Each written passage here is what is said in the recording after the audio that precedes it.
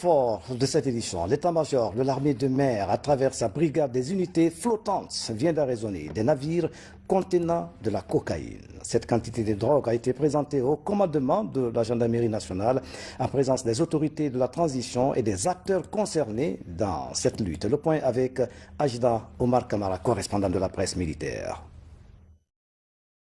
C'est une quantité importante de cocaïne saisie la semaine dernière. Elle est une opération menée par la brigade des unités flottantes de l'armée des mers. Les auteurs, au nombre de 6 personnes, dont 5 Sierra-Léonais et un Guinéen, sont mis aux arrêts à la direction centrale des investigations judiciaires de la gendarmerie nationale. Nous avons attendu le moment favorable pour les intercepter et les dérouter sur Conakry. Pour les infractions suivantes, ils ont violé notre espace maritime pendant que nous sommes en repos biologique. Lorsque nous les avons déroutés sur Conakry, nous avons appelé les services compétents pour fouiller et constat. À l'issue, on a fait une mise à disposition aux organes compétents.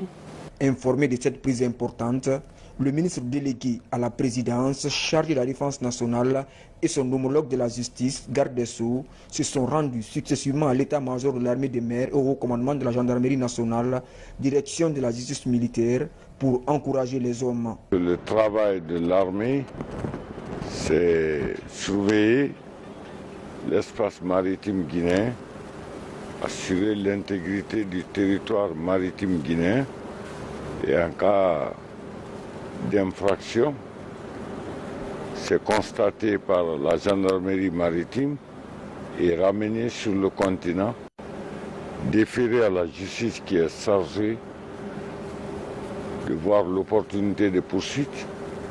Alors je suis venu pour féliciter l'état-major de l'armée de mer pour le travail accompli. Le président de la transition a mis à la disposition de l'armée de mer tous les équipements nécessaires afin d'assurer l'intégrité territoriale guinéenne.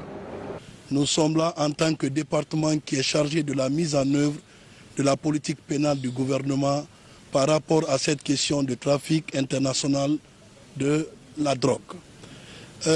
C'est le lieu de remercier Monsieur le Président de la transition, colonel Mamadi Doumbouya, président de la République chef suprême des armées, qui a vite compris la nécessité de combattre ce fléau.